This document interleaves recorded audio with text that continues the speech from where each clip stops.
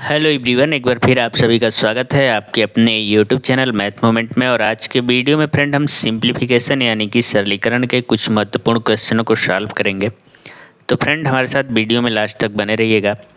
जैसा कि फ्रेंड आपके सामने क्वेश्चन है, अगर इस टाइप का क्वेश्चन देता है और सीरीज में हमको भाग करने के लिए बोला जाता है तो यहाँ पर बहुत ज़्यादा कन्फ्यूजन होता है और बहुत गलतियां होती है फ्रेंड। कुछ स्टूडेंट होते हैं फ्रेंड जो कि पीछे से भाग लगाना शुरू कर देते हैं, जैसे कि यहाँ से 11 में 11 से भाग कर देंगे या फिर बीच से भाग प्रारंभ कर देते हैं, जो कि बिल्कुल गलत तरीका है। अगर ऐसा क्वेश्चन पूछा जाता है फ्रेंड तो सदैव जो है कि बाएं तरफ से हम भाग देना स्टार्ट करते हैं और बारी बारी से जो है कि सभी संख्याओं में भाग करते हैं। और दूसरी विधि जो है कि फ्रेंड वो काफ़ी आसान है और इससे कैलकुलेशन भी काफ़ी जो है कि शार्ट हो जाता है। तो हम जो है कि दूसरी विधि से ही इसको बनाएंगे, बारी बारी से भाग देने पे ज़्यादा समय लगेगा। तो जैसा कि फ्रेंड यहाँ पे भाग है, हम इन सभी भाग के चिन्हों को गुणा के चिन्ह में बदलेंगे। तो आइए हम सभी भाग के चिन्ह को गुणा के चिन्ह में बदलते हैं। तो ये हो जाएगा हमारा 11। और जैसे ही फ्रेंड हम भाग की जगह यहाँ पे गुणा का चिन्ह लगाएंगे तो जो 11 है फ्रेंड वो 1/11 हो जाएगा। और वैसे ही यहाँ पे जैसे ही हम भाग की जगह गुणा का चिन्ह करेंगे ये भी 1/11 हो जाएगा। और आगे भी ऐसे ही 1/11 हो जाएगा। 1/11 फ्रेंड कैसे हो रहा है, जैसे कि मान लीजिए ये 11 भाग 11 है, तो हम 11 को फ्रेंड लिख सकते हैं 11/1। इससे जो है कि मान में कोई फ़र्क नहीं पड़ेगा और 11 में 1 से भाग देंगे तो 11 ही होगा। और जैसे ही हम फ्रेंड यहाँ पे 11 और भाग की जगह गुणा का चिन्ह लगाएंगे तो ये अंक पलट जाएगा, 1 ऊपर चला जाएगा और 11 नीचे आ जाएगा, यानी ये हो जाएगा 1/11। और ठीक यही विधि जो है कि हम यहाँ पे प्रयोग किए हैं। अब जो कटने लायक संख्या होगी हम उसको कटाएंगे। तो जैसा कि आप देख रहे हैं यहाँ पे हर में 11 है और यहाँ पे अंश में 11 है, तो हम 11 से 11 को काट लेंगे। अब जो भी संख्या बचा है फ्रेंड हम उनका गुणा करेंगे। तो यहाँ पे 1 बचा है तो हम 1 लिखेंगे और गुना यहाँ पे 1/11 है तो 1/11 हो जाएगा। और गुना यहाँ पे भी 1/11 है तो ये 1/11 हो जाएगा। अब जो है कि अंश में 1 गुणे 1 गुणे 1 है, तो 1 का गुणा करेंगे 1 में तो 1 ही होगा, तो ये हो जाएगा हमारा अंश में 1।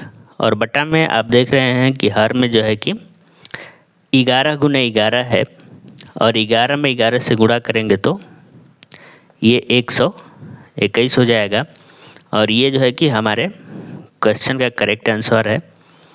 तो उम्मीद करते हैं फ्रेंड आपको ये क्वेश्चन समझ में आ गया होगा। अब आइए देखते हैं इसी पे आधारित एक और क्वेश्चन, ताकि आपका जो डाउट है बिल्कुल क्लियर हो जाए। तो फ्रेंड आपके सामने आज का दूसरा क्वेश्चन है और क्वेश्चन है फ्रेंड 50 - 60 भाग 2 और बटा में 2। अगर ऐसा क्वेश्चन दिया हो फ्रेंड तो इसको हम बोडमास रूल के अनुसार बनाते हैं। तो इस क्वेश्चन को बनाने से पहले हम बोडमास रूल के बारे में समझेंगे, क्योंकि बिना बोडमास रूल को समझे अगर क्वेश्चन को बनाएंगे तो हमारा आंसर गलत आएगा और साथ ही साथ टाइम का भी लॉस होगा। तो आइए सबसे पहले हम बोडमास रूल को समझते हैं। जैसा कि फ्रेंड यहाँ पे बोडमास जो है कि 6 लेटरों से मिलके बना है, BODMAS, और इन सभी लेटर का जो है कि अपना एक अर्थ होता है।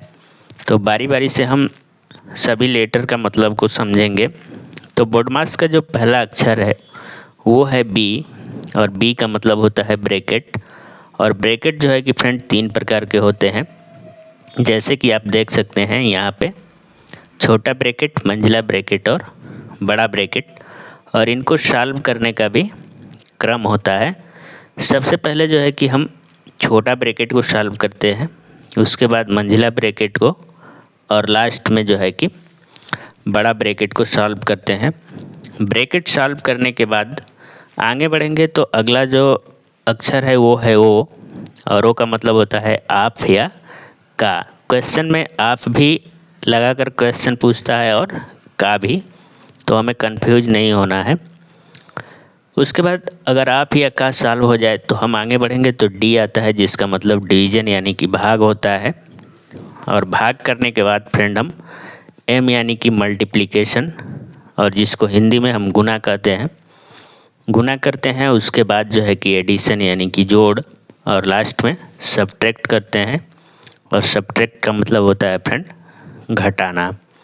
तो इसी रूल का प्रयोग करके हम इस क्वेश्चन को सॉल्व करेंगे।